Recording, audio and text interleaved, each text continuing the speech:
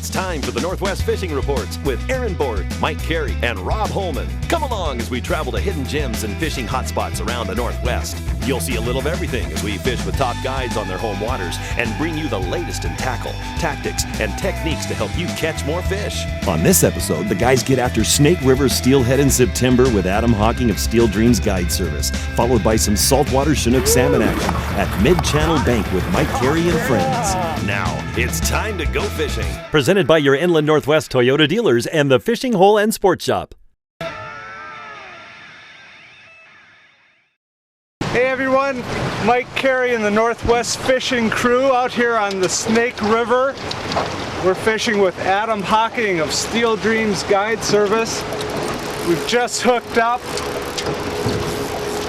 right below Heller Bar, big old sturgeon of all things. You gonna try and land that fish, Mike? Darn right. I just like to see them.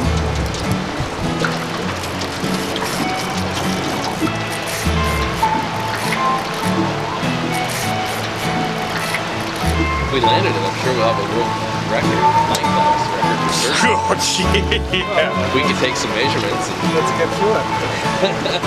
break the world record. Pound test. 10-pound test. There he is. Beat the bead. It was a good try for that world record, Mike. Shoot! You had your chance now. It's not what we're here for anyways. Guys, we're gonna do a little side drifting this morning. It's kind of a different rig we've been running, where we have a yarn ball with a cluster row on this pop hook. About 12 inches away, we got another hook, and in between we're gonna have this bead. This bead just free slides there. All right, this gives them basically 3 different presentations all in one rigging. You got a yarny presentation, a bait presentation if you add eggs to it, and a bead presentation. So whatever they're keen and they switch throughout the day. You'll hit fish on bead for a while, then all of a sudden they'll be eating the bait for a while, and then they'll switch back and forth. So this allows us to stay on the bite for when they're switching back and forth from one to the other. We'll throw them out 45 degrees upstream. Just rods about eyeball level. Make sure you keep the tips up. You got some fast water next to the boat. They'll grab your line and drag your bait out of the drift. And just wait for that grab. You'll feel that lead tap at the bottom. Wait for that fish to grab holds. Rod will load up. Plus you'll feel it kicking. Give a good solid hook set, because if they hit the bead, remember, the bead's going to be up here away from the hook. They grab that thing. If you don't give a good solid hook set, that hook's not going to catch it, okay? You got to really set it good. And fish on, we'll reel the other baits up. We'll catch that one, go up and catch another one. All right, sounds good.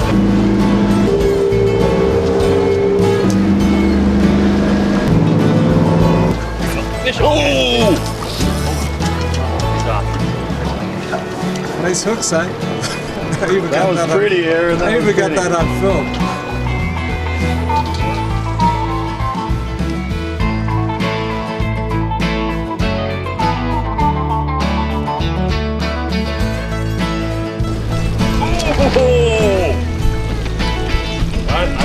It's on the backside, huh? Jump again. Oh, that was awesome. Okay, clean out, sideways. He's coming under the boat there. Woo!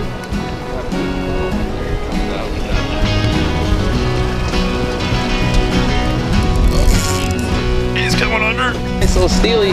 Nice little boat.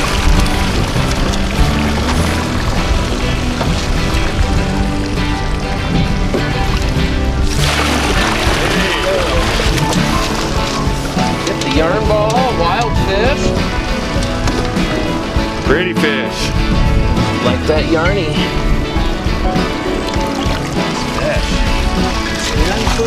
Go back. Yep. Let that one go do its thing. Nice little pin. About 7 pounds maybe. Adam was telling us earlier, but once again, presentation, we're starting with some roe and a chunk of yarn, number 4 hook. Kind of a smaller hook there. 12 inches a leader, then we got this bead. slide them down to another hook. So he's separated his two hooks.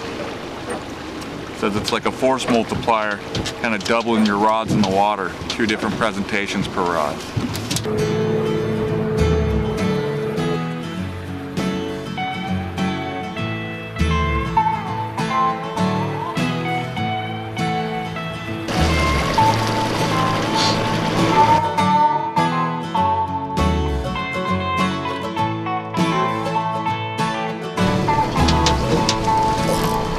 There we go. Come to pop. A little bigger than the last one. A smile on your face, sir. Yep. It's a nice fish. Like I said, these are A-runs, but they look a little bit more like B-runs this year. They're nice fish.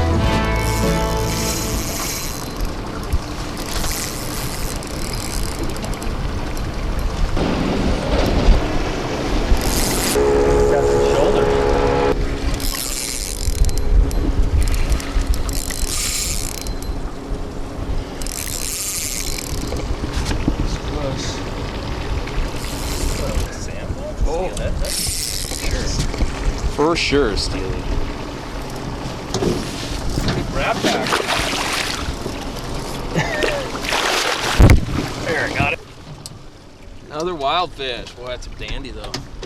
I mean, we got to keep them in the water by law in Washington.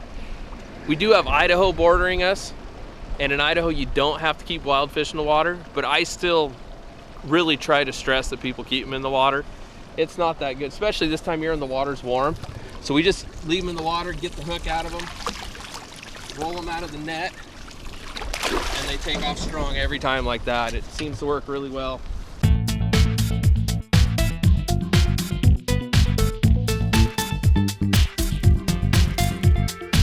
Fish on.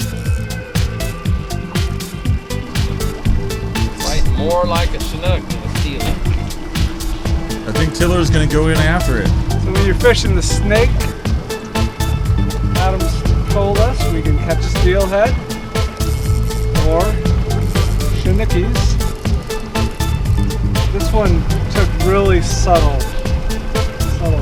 That's more like a Chinook bite this time of year. They bite pretty subtle. They just kind of grab it, slow pull. Yeah. Steelhead, when they bite, they usually spank it pretty good.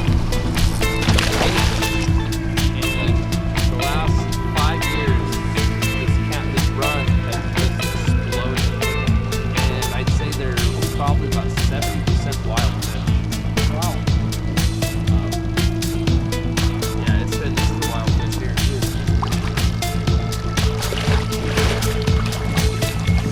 So it's been really successful. With a little bit of hatchery supplementation, the wild fish numbers have just really shot up. You get the yarny too. They're liking that yarn bug today with a little row on it. There you go. They look like your fish you get out there on the reach. That one's a little smaller than normal, but hey, we'll take him. we've all caught a fish. There you go. Very cool. More hot action after this word from our sponsors.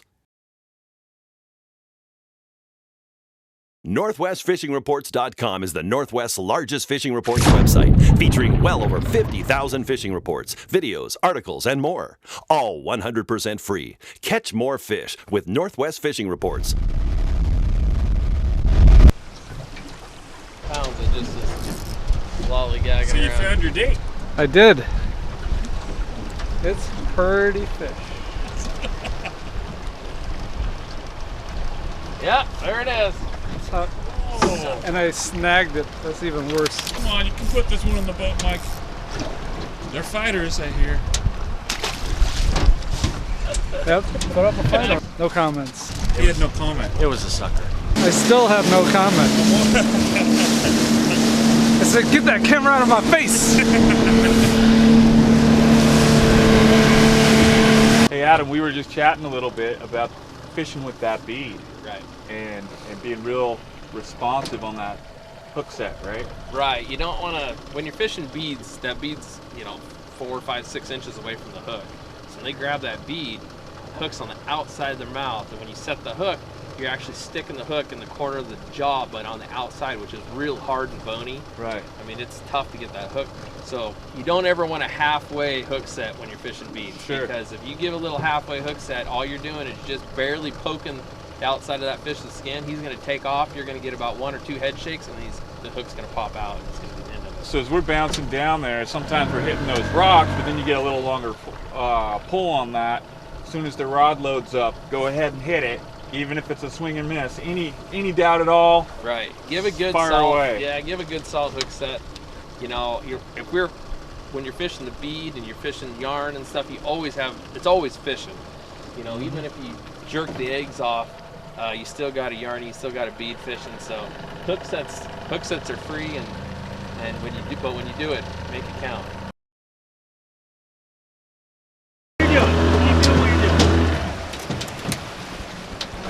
What you just do? Oh, I don't know. Where did this thing come from? That's yours. No, this third rod. Well, I was reeling it up, but you caught. How's that fish feel? How about a knife? Well, hey, it's part of fishing, right? We got a lot of stuff. It's a There we nice go, fish. there It we really go. took off. I think we still got it. Some fast action by Adam and Aaron. We're back on there. Quick fishing. Look, he's still here. Yeah, there he is. Little head shake.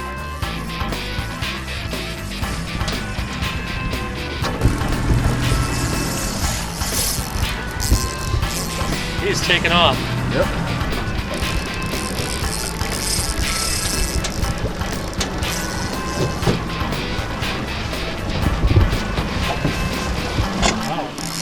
Beautiful steelhead.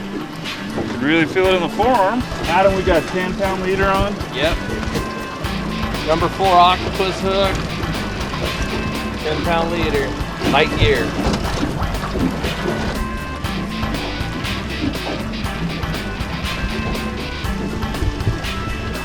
Wow. On the bead. Another wild fish. Wild fish. Wow, what a fighter. Beautiful. Yeah. Good looking fish.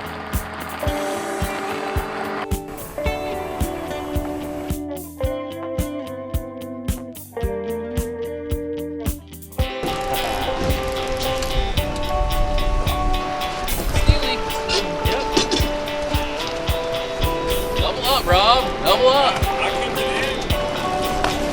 Another bead fish.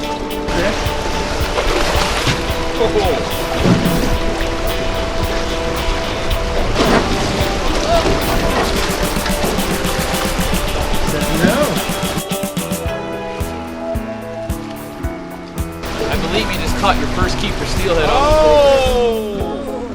Yes, you did. Yeah! What is the boat? They do exist. I thought it was a conspiracy. Oh yeah, there's hatchery fish. They do exist. Watch out, Tiller. Watch out. Do all steelhead make a ding sound like that? Yeah, they got steel in their head. That's steelhead. They make a good. angels. Woo! Finally got a keeper. Finally. Well worth the wait.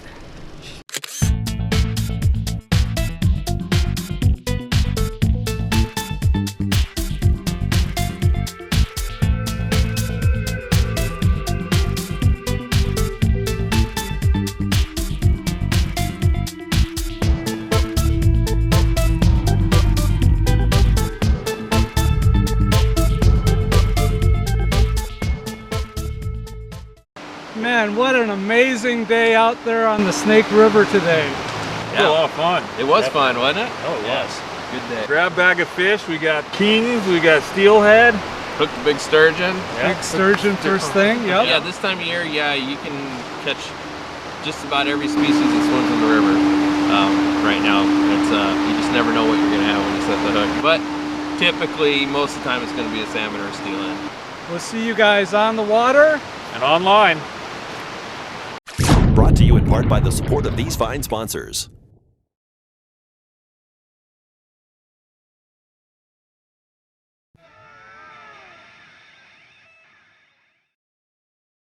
Hi everyone, we're coming to you today from Fort Casey State Park here on the southwest side of Whidbey Island. This fort was built back in the late 1800s to help protect Puget Sound. The gun emplacements have all been taken out. All that's left now is a beautiful state park. Tomorrow we're going to be heading out to go after some Chinook salmon. We'll be fishing the mid-channel bank, and it's mid-July, so this is a great time to be out here fishing. We'll be guests on a Northwest Fishing Report member Randy's fishing boat, and I have Mark Nordahl with me as well, helping with the camera duties. So I'm Mike Carey, you're watching Northwest Fishing Reports. Let's go fishing. We're sitting on what's probably a big school of coho right here. But apparently we can't fish for coho this year.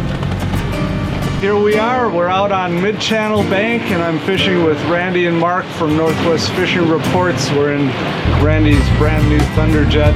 We've got our lines down for Chinook. We're waiting for the first fish of the day, so stay tuned and see how we do.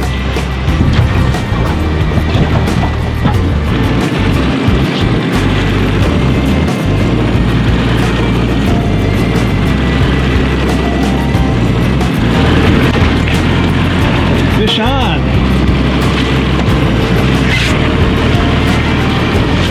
Randy, you put us in the fish pretty quick. Yeah, with this weather, you never know what's going to happen, but... All the rod, better than coffee. Yeah, there you go. Sure, I'm munching. Yeah, not cold anymore, that's right. I'm munching on a fritter and you're grabbing the rod. I have priorities.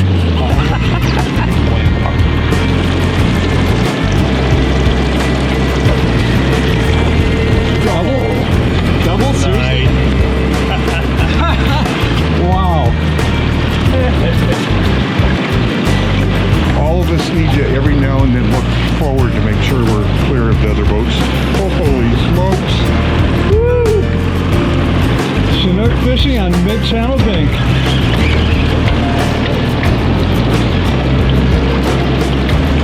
Come up over the top of it.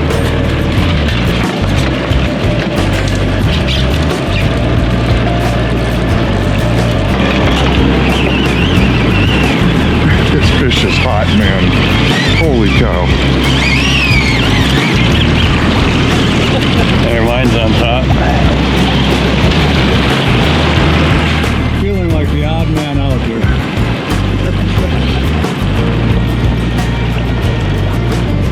How deep did you have these rods down, Randy?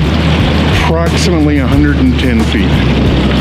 And you're using spoons, right? Yep. We'll show those in a moment. Right there.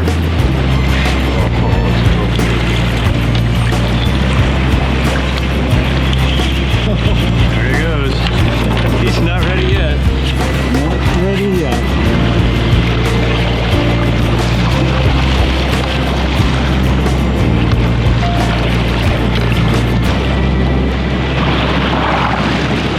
Take a line.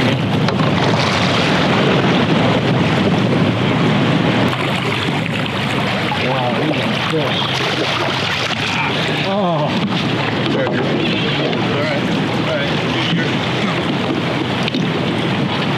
I got a second wind. You gonna land that fish or what, Mark? No, I'm just gonna keep him on till lunch.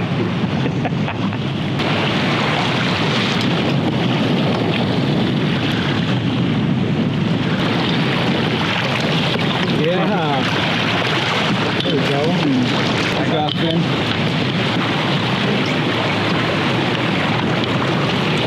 Yeah, it's a neat. So back he goes. Meanwhile, back at the ranch. It's amazing how hot this fish is.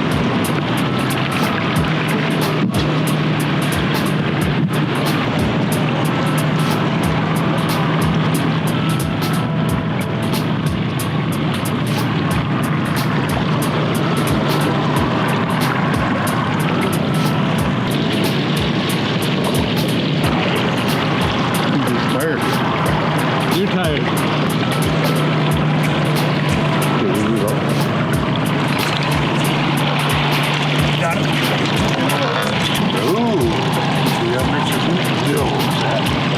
about that fish, Randy? Basically, it means I'm done and all I get to do is drive the boat. Nice. So what we like to see, He's clipped. he is Heel clipped. wound at the tail there. It's Yep. Beautiful adipose fish. fin. He's dripping all over my boat. Called a herring aid spoon. Mark, it's sunrise and you already caught yourself your first fish. Yeah, it's a good morning. Don't Yeah. need coffee when it stays like this. That was a beauty of a fish. It was too. gorgeous, yeah. Yeah, it was a nice fish. Yeah, well, hopefully the next one will have one less fin. So this fishery is less about how fast the boat is going than it is the downriver cable angle. So I'm constantly watching the downrigger cable to make sure it's at like 60 or 70 degrees going into the water and you're trolling the right speed. Fish on. Boy, this guy took a nice run. Woo. Your fish!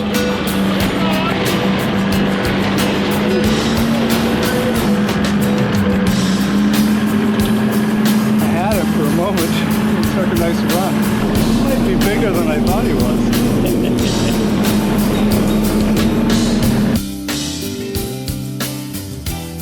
Well, I got my fish. We're down to one to go. You get one fish this year out here on Mid-Channel Bank. But isn't that a beautiful Chinook? Took him right off the bottom.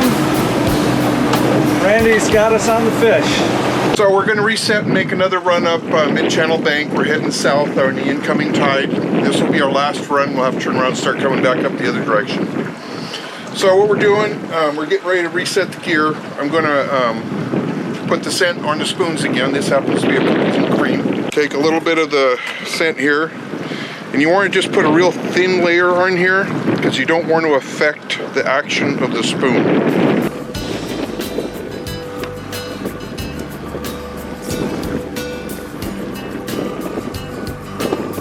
Go down about 100 feet.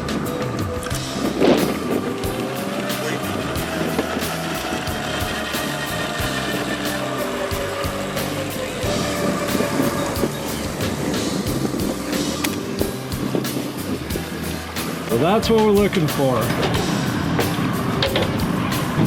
Hi there.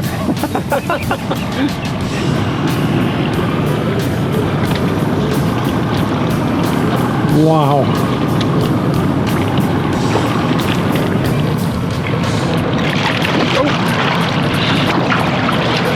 Fish. Oh my goodness. Stick a fork in it. We are done. Nice. 140 feet right off the bottom. Wow. What a beautiful fish. Yeah. That'd make a guy happy. Randy, what an amazing day we've had here today. Yeah, we saw lots of bait balls, and you were saying we're gonna get one of these fish. Lots of big meter marks, so it was just a matter of time, and putting in the time is what it's all about. The gear that you had us set up today, really nice looking flashers. With the red and green, in this case it's got the glow back. It's kind of my go-to. Yep. Actually all weekend long. We fished yesterday also and did well. We fished these 3.5 inch Coyote spoons. This one's herring aid and this is cookies and cream. And this one's losing its paint from all the fish it caught. Yeah, and both of them are. And partly it's because we're dragging the gear in the bottom. Yeah. Which is critical for the mid-channel bank fishery for Chinook. Yep. The coho is a whole different story. You gotta believe in what you're presenting. And today it worked, so. Today it worked, and the proof's in the pudding. Take a look at these beautiful fish.